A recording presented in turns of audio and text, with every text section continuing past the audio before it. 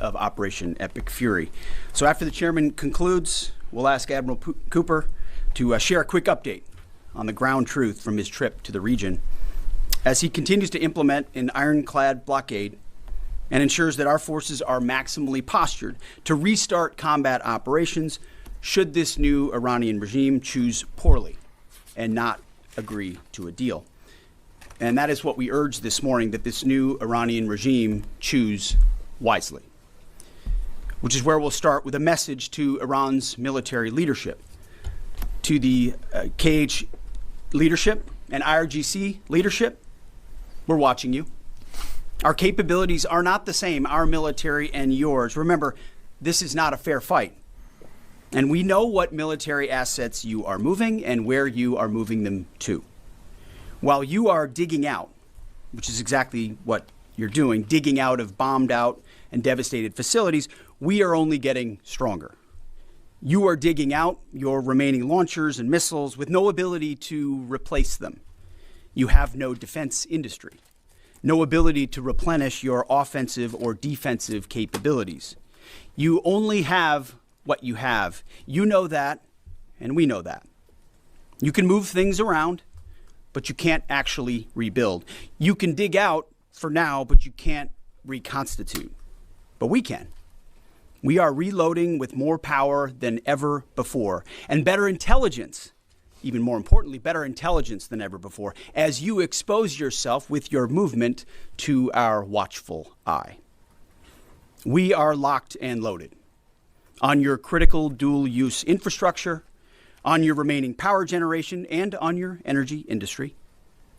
We'd rather not have to do it, but we're ready to go at the command of our president and at the push of a button. This blockade, which the chairman will detail this morning, is the polite way that this can go. Your energy is not moving and will not move, and we can do this all day. But it's not destroyed yet. Your energy industry is not destroyed yet. You like to say publicly, Iran, that you control the Strait of Hormuz, but you don't have a navy or real domain awareness. You can't control anything. To be clear, threatening to shoot missiles and drones at ships, commercial ships that are lawfully transiting international waters, that is not control. That's piracy. That's terrorism. The United States Navy controls the traffic going in and out of the strait because we have real assets and real capabilities. And we're doing this blockade, performing it with less than 10% of America's naval power. The math is clear. We're using 10% of the world's most powerful Navy, and you have 0% of your Navy. That's real control, and we have a long track record of dealing with pirates and terrorists. But there is an alternative. As our negotiators have said, you, Iran, can choose a prosperous future, a golden bridge, and we hope that you do for the people of Iran. In the meantime, and for as long as it takes, we will maintain this blockade, successful blockade.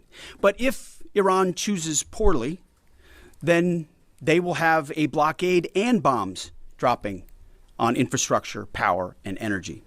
And at the same time, Treasury Secretary Scott Bessent and our friends over at Treasury are launching Operation Economic Fury as well, maximizing economic pressure across the entirety of the government. To Iran, choose wisely.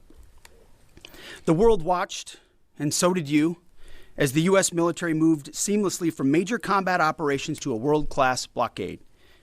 We can make that transition again, very quickly, and even more powerfully than ever. At the direction of President Trump, the War Department will ensure that Iran never has a nuclear weapon. Never. We'd prefer to do it the nice way, through a deal led by our great vice president and negotiating team, or we can do it the hard way. We urge this new regime to choose wisely. Speaking of choosing wisely, a note to the press corps, to the American media. As I just can't help but notice the endless stream of garbage, the relentlessly negative coverage, you cannot resist peddling, despite the historic and important success of this effort and the success of our troops.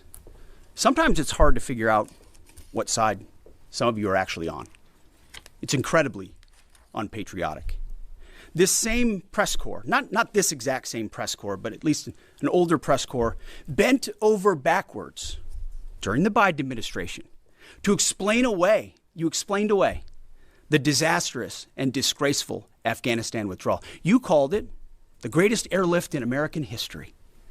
It's almost like you're cheering only for one side. This past Sunday, I was sitting in church with my family, and our minister preached from the book of Mark, the 3rd chapter. And in the passage, Jesus entered a synagogue and healed a man with a withered hand. The Pharisees came to watch.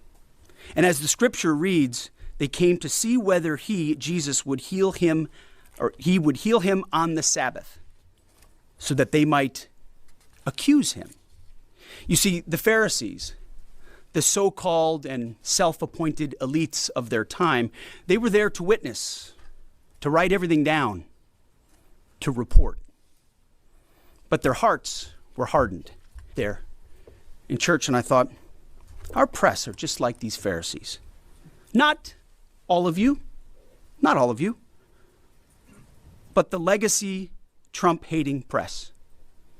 Your politically motivated animus for President Trump nearly completely blinds you from the brilliance of our American warriors.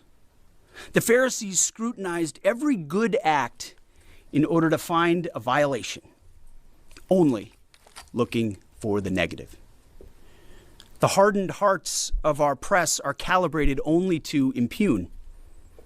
I would ask you to open your eyes to the goodness, the historic success of our troops, the courage of this president, and this historic moment for a deal that could end the Iranian nuclear threat, the incredible battlefield victory laid before your eyes, the not one, but 2 incredible rescue missions, miracles, you might say, or a locked-in blockade. Or how about historic recruiting numbers?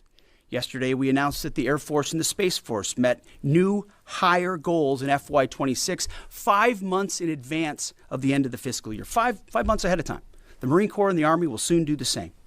2-3 years ago, we couldn't meet lower recruiting numbers, not even close. Where are the reports on that? Where's the coverage of the new spirit in the country, the new spirit in the ranks, the surge of Americans wanting to join the greatest military in the world? Nothing from the fake news. We sense a pattern. You see, on the battlefield, these are demonstrations of uniquely American capabilities, strength and resolve. It's all around you each and every day. But in the press, you only seek the negative, earning each and every day the fake news label. But the American people, with goodness in their hearts, see past the Pharisees in our press. They see the goodness. You watching, you see the goodness. They see the success. They see the reality. And they don't demand perfection, and perfection is not possible on any battlefield. But they see the incredible feats that our troops accomplish every single day. So to those troops, stay focused, block out the noise, stay aggressive, You are showing the world what it means to be an American warrior. You are making this building and the Americans wisely. I pray you choose a deal which is within your grasp for the betterment of your people and for the betterment of the world. In the meantime, the War Department is locked and loaded. Mr. Chairman, over to you. Thank you, Mr. Secretary, and good morning, ladies and gentlemen. Thank you for being here today. Last week, the President of the United States directed a ceasefire that temporarily paused major combat operations in Iran. The unprecedented effort by America's joint force during Operation Epic Fury set the conditions for this ceasefire. And as the Secretary said, I'd like to emphasize during this pause that the United States Joint Force remains postured and ready to resume major combat operations at literally a moment's notice. This morning, I'd like to give you an update on the ongoing blockade in the CENTCOM AOR area of responsibility. On Monday, 13 April at 10 a.m. Eastern Standard Time, at the direction of the President, America's joint force began implementing a blockade against Iran under the leadership of Admiral Cooper and the team at CENTCOM. Let me be clear, this blockade applies to all ships, regardless of nationality, heading into or from Iranian ports. The U.S. action is a blockade of Iran's ports and coastline, not a blockade of the Strait of Hormuz. Enforcement will occur inside Iran's territorial seas and in international waters. In addition to this blockade, the joint force, through operations and activities in other areas of responsibility, like the Pacific area of responsibility under the command of Admiral Paparo, will actively pursue any Iranian-flagged vessel or any vessel attempting to provide material support to Iran. This includes dark fleet vessels carrying Iranian oil.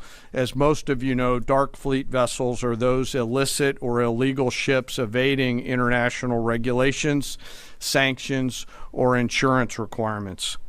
More than 10,000 sailors, Marines, and airmen, over a dozen ships and dozens of aircraft are executing this mission. And let me walk you through this operation a little bit. Please go to the first slide. First to the graphic. This is taken before the blockade began. North is up. You can see the blockade line here in the center of the graphic, denoted by the red dashed line.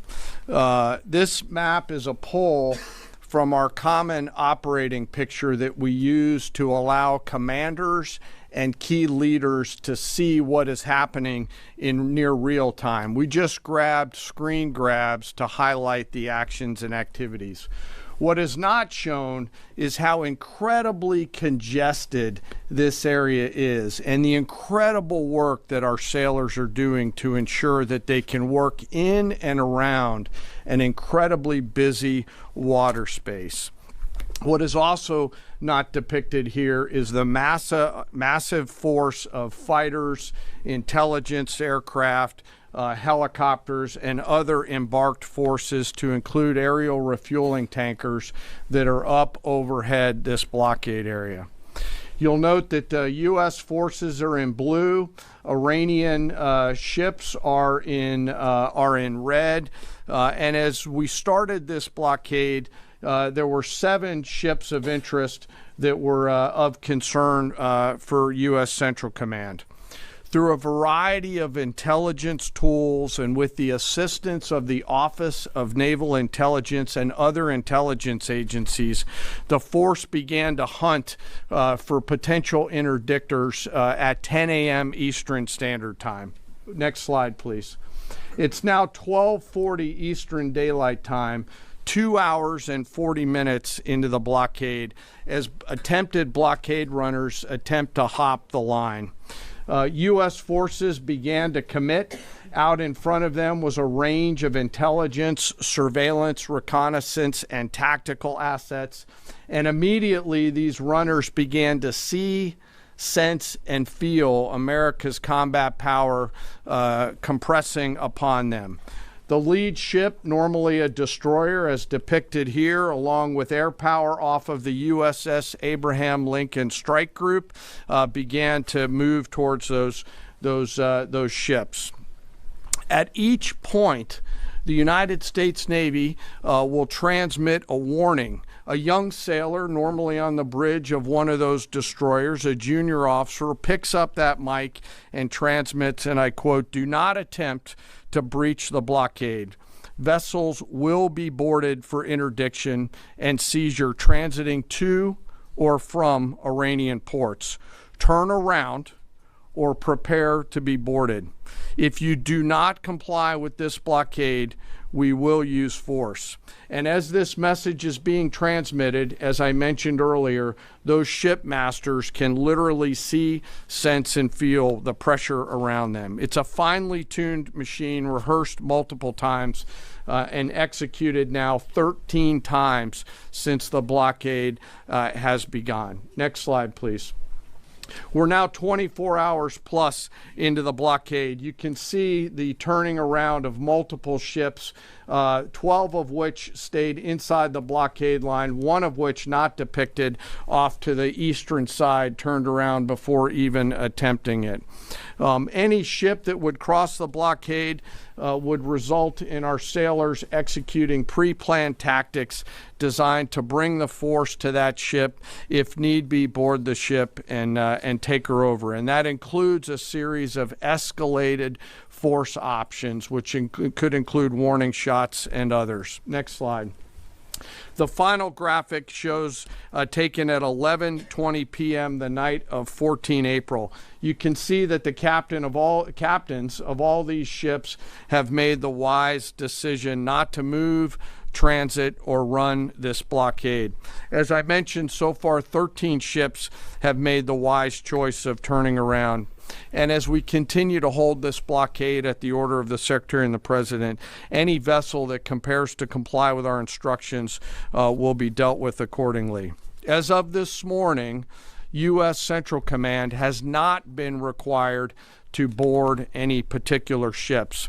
And I'll remind you that we are also conducting similar maritime interdiction actions and activities in the Pacific AOR against those ships that left that area before we began the blockade.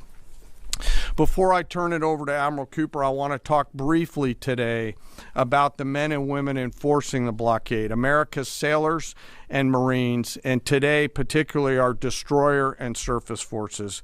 When we talk about an American destroyer, it's important that you and the American people understand their capabilities.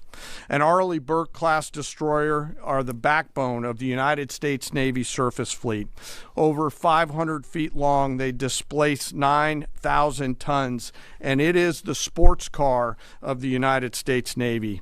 From the keel to the mast, they stand nearly 10 stories tall, and their 4 gas turbine engines can drive the ship at 30-plus knots. These ships are armed to the teeth with surface-to-air missiles, land attack cruise missiles, anti-ship missiles, anti-submarine rockets, torpedoes, 5-inch naval guns, multiple electronic warfare systems, embarked helicopters, extending the reach and capability of each and every one of these destroyers. But far and away, the most important weapon on board these ships is the American sailor. Over 300 warfighters are the heart and soul of these warships.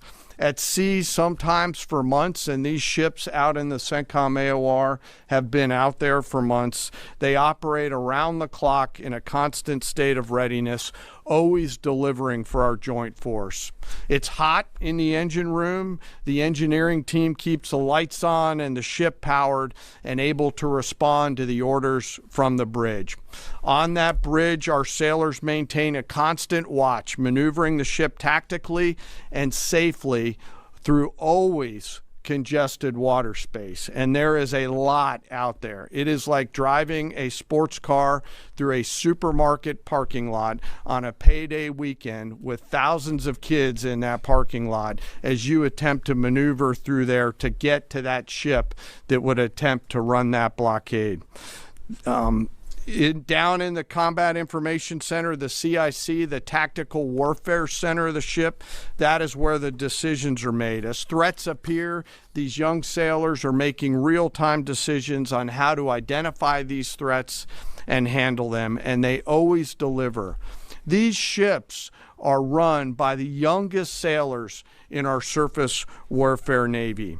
The helmsman, the sailor on the watch at the bridge, is normally just between 18 to 19 years old, and they are trusted to drive this warship through that supermarket parking lot without hitting anything. The conning officer, an equally young commissioned officer who's normally just a few years out of college, is the ones that are giving that young helmsman the orders on where to take that American warship to execute the mission that the Secretary and the President has given us. These are incredibly well-trained sailors. They are led by incredible leaders, salty, experienced leaders, and trusted with deep responsibility. And I'm so humbled and proud of America's Navy. These sailors choose to take the road less traveled to go into the historic surface Navy, and they deliver every single day. Finally, as I often do, I want to highlight one of those surface sailors today and remember our fallen. Today we remember Ensign Robert Thompson of the U.S. Laffey, who died on this day in 1945 in the Battle of Okinawa. He was killed while fighting a fire along with 31 others as 2 Japanese kamikaze aircraft hit their ship. He passed away 1 week after his 22nd birthday and was posthumously awarded the Navy Cross. We remember Ensign Thompson today and all of our World War II vets who continue to give us the gift of a great example. And those surface warfare sailors who are out there doing the job right now take the courage, grit, and determination that those World War II vets gave us into these actions and activities that they're tasked to do every single day. So now I'd like to turn it over to Admiral Cooper to give us a readout of his recent trip to the region. Well, good morning, and Mr. Secretary, thank you for the kind invitation, and Chairman, great to join you. It's a real honor to be here representing the more than 50,000 American service members deployed throughout the Middle East today, supporting operations. And it's great to have the opportunity to highlight the tremendous efforts our warfighters operating forward and the important partnerships with regional allies that continue to thrive. In fact, yesterday I returned from my second trip to the Middle East in the past 15 days. 2 very different visits. One during our offensive operations against Iran, and the second in this most recent trip during the ongoing ceasefire. Very different.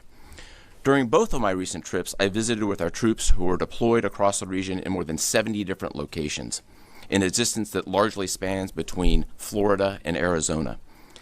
I've long believed that every success that we have starts and ends with our people, and boy does this shine through brightly. During these visits, I had the privilege of personally recognizing more than 100 servicemen and women for their extraordinary valor, their courage, and their initiative under fire and delivering fire. And every time I interact with these young men and women downrange, I am deeply inspired by their courage, their resilience, and their unwavering commitment. The stories are remarkable. In many cases, you've seen this play out over TV. Fighter pilots who took out Iranian missile launchers in the moments prior to their launch against Americans and our partners, and who hit key military targets in and around Tehran on the attack more than 13,000 times. I met with some of the teams that helped to bring our F-15 airmen home safely from Iran and heard first-person accounts of the stories. Absolute heroes. I spent time with our troops who are employing cutting-edge tactics and technology for the first time in warfare. I won't be able to talk about what those are, but these young men and women are breaking new ground. It's incredibly inspiring. I met with teams who launched our own one-way attack drones into Iran. These were originally Iranian-designed drones. We brought them back to America, took the guts out, put a Made American stamp on them, and fired them right back to Iran. Very effective. I met with teams who are employing AI every single day to help us sift through vast amounts of information to help us make decisions faster. And importantly, humans are always in the loop in this process. I met with our Space Force teams and our cyber specialists, whose work cannot be discussed, but who serve with indispensable impact. I met with our logisticians and sustainers, all over the region. There is just no military that executes logistics like the U.S. military. This group is doing exceptional work, moving thousands of tons every single day. I met with our air defenders who shot down Iranian ballistic missiles. My message for this group in particular is that their actions most certainly saved thousands of lives across the Middle East during Epic Fury. And all told, my personal assessment is, after these couple of trips, is our troops are highly motivated, they're focused, they're vigilant, and they're ready. And they're using this time to do a couple of things. We're rearming, we're retooling, and we're adjusting our tactics, techniques, and procedures. There's no military in the world that adjusts like we do, and that's exactly what we're doing right now during the ceasefire. A little note about partners. My discussion with regional allies and partners, both at the senior civilian level and the senior military level, reinforced our shared commitment to regional security. But beyond that, having now fought together side by side, I assess that our military partnerships are stronger than ever as we continue to maintain a very active defense posture across the region during this ceasefire. And that posture stretches across the entire Arabian Peninsula, and it runs from northern Iraq all the way down into the northern Arabian Gulf. In creating the largest air defense umbrella in the world across the Middle East, we embedded specially trained U.S. military air defenders alongside our partner nation soldiers, side by side, literally side by side. And to give you a sense of their contribution and impact, the King and Crown Prince of Bahrain both personally knew our soldiers by name. These leaders expressed appreciation for our service member who continue to stand shoulder to shoulder with our partners in support of regional defense. And this is a sentiment that is widely shared across every Gulf ally. I heard this message over and over again, which is, we stand with you. As the Secretary and the Chairman have said, Bahrain, UAE, Saudi Arabia, Qatar, Kuwait, and Jordan have been exceptional teammates. I had a chance to meet with both their senior leadership as well as their troops. Boy, equally inspiring and equally committed to mutual defense. They defended Americans and they defended their own country. It was inspiring. And there's been no better teammate than Israel. Together, the four best air forces in the world, the Israeli Air Force, the U.S. Air Force, and the air forces of the U.S. Navy and U.S. Marine Corps, together met and exceeded our own military objectives over and over again. Twice in the past 2 weeks, I've met with the Israeli Chief of Defense to ensure that we remain closely aligned, and we do. And then finally, let me just close by saluting the brave men and women who are in uniform and who continue to answer the call with unrivaled lethality, great teamwork, and resolve. We've asked them to stay ready during this period, and that's exactly what they're doing. I couldn't be prouder, and I know that you and the American people share in that same pride. Thank you so much. Thank you. Appreciate that. All right, we'll take a few questions. Go ahead. Thank you. Alexandra Ingersoll, One American News. How is the Iranians' decimated command and control affecting the ceasefire at this juncture? Ergo, how are we enforcing a ceasefire with an enemy who has virtually no command and control? And then one other question about the Houthis being, have the Houthis been an issue in the Straits of Hormuz and the Bab al-Mandab Strait at the Red Sea, or are we tracking that militarily? Appreciate that. On the ceasefire front, it's right. Their command and control capabilities are highly degraded. So their ability to talk, see, sense is at the worst it's ever been. But their motivation to want to stay in the ceasefire is very high because they understand that a violation of that ceasefire means a commencement, once again, of Admiral Cooper's forces, which went very poorly for them. So they have a high incentive to maintain that ceasefire, even though they can't talk and organize as well as they'd like to. And then as far as the Houthis, thus far, they have stayed out of it, which, of course, we think is a good decision by them. And I think is a reflection of the fact that over a year ago in Operation Rough Rider, we had an ongoing and intense campaign that demonstrated American capabilities, which has them hesitating to want to do something on that strait, which I think would be a poor choice. Right here. Good morning, Mr. Secretary, gentlemen. David Zier, Real America's Voice. As commercial shipping ramps up, you know, there was 130 ships a day going through that. As that happens, ships have to anchor up, right, and wait to pass through the narrow strait. Is there any progress with an international force to phase out U.S. military-led escorts or other? Is anyone stepping up to do that? It's a great question. Long term. They should be. There's a lot of talk, and what we've seen in this conflict from allies, and those is a lot of talk, except for the ones that were mentioned by Admiral Cooper in the region who have been phenomenal. Other allies have talked a lot and haven't done anything. And as the president has pointed out, this is a waterway that the American commerce doesn't use all that much. We don't rely on the energy coming out of the Strait of Hormuz, but Asia does, and Europe does, and large parts of the rest of the world do. And so their ability to muster a collective defense or a clearing of the straits would be a wonderful thing. And we hear and see the talk about it, but when shots were fired and those countries were needed the most, they weren't there. They weren't in the strait. They weren't alongside us. Their leaders weren't rallying what they have of their navies. If they decide after CENTCOM does the heavy lifting, which again, they should be able to do. We should live in a world where other countries can defend waterways, not just the United States Navy. Should that conclude, which we believe it will, then we would welcome other countries coming in after the fact. But you can't live in a world in perpetuity, and this is a message to the rest of the world and our allies, where you just rely on America to continually do the heavy lifting. Oh, Iran might get a nuclear bomb. Who's going to do something about it? America. And America only. Other allies need to invest in their capabilities so they can project power and do basic tasks like clearing a strait. So we're not counting on it, but it would be wonderful to see it if it ever materialized. Yes. Thank you, Mr. Secretary. Thank you all for your time. I have a couple questions. I know you said a few weeks ago that Iran's supreme leader was wounded and disfigured. Do you have an update on whether he's even alive at this point? And then another question for you. Iranian embassy accounts are sharing an AI video of Jesus Christ kind of bloodily killing President Donald Trump. Does the Pentagon have a response to this, including the fact that this AI Jesus is casting Trump into hell? And then finally, for Admiral Cooper, could you speak to us about the morale of the American service members that you're seeing in the Middle East? I think Americans are really interested in what their experiences and testimonies are like. As far as the status of the individual you mentioned, I believe it's the same. Not a lot coming from him right now, understandably so, a lot of fear. Believed to be alive, wounded, and disfigured. Status remains the same. As far as a video like that, of course, that's disgusting and detached from reality.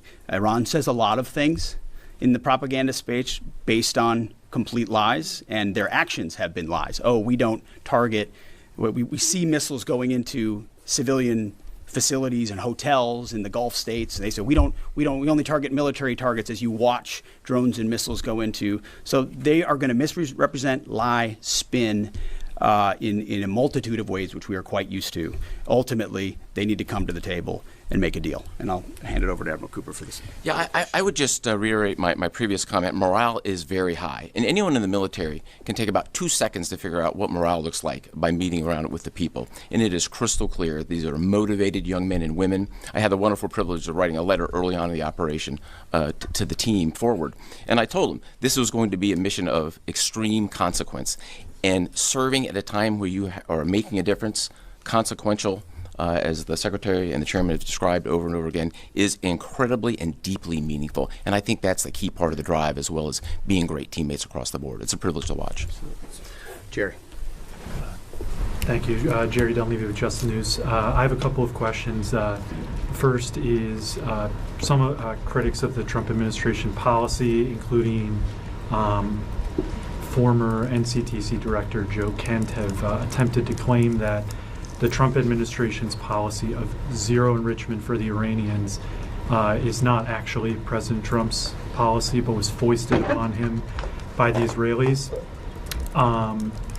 Looking back, doing a bit of a refresher for myself, I saw that zero enrichment was the Trump State Department's policy in the first admin. Just stop for a second. As someone who, unlike the individual you referenced, is in the presence of the president nearly every day and has been inside every single key meeting that has happened surrounding the idea of Operation Epic Fury, not a single thing has been foisted upon the President of the United States. President Trump makes his own decisions about the interests of this country and defending our interests, and then working with allies and partners, in this case, Israel, who's got a lot of will and a lot of capabilities, which we're grateful for. Nothing gets foisted on President Trump. So those people who are not in those meetings who like to say things about that are just flat wrong. I had a quick one for Admiral Cooper, if that's Sure. okay. Thank you, sir, and thank you for being here. So during Operation Epic Fury, 13 U.S. service members have lost their lives, some of them in an apparent aircraft refueling accident, and some of them from Iranian strikes, including a drone strike. I was wondering if you could share a little bit with us about how those Iranian strikes were able to be successful, and what lessons you've learned, and how you're applying those lessons in the future to make sure that we're able to defend a little bit better against that sort of thing. Sure, really broad question. But first, we will always honor the fallen. And the 13 who lost their lives really helped steel the resolve and congeal the motivation of the forces that are I met many people who knew the fallen personally. I met many who were reported as wounded and are back. 90% of those who have been wounded have been back to duty. It gives you a sense of purpose and motivation. We have collected dozens, if not hundreds, of lessons learned. And as we sit here right now, the Joint Force across the board is taking them and very tactically applying them right now, right here, right now. If I think about a football analogy, if it's halftime or between the third and fourth quarter, great teams are always adjusting, and we are certainly a great team, and that's what we're doing right now, taking the lessons and applying them in a meaningful way. What those are, I'm not going to talk about.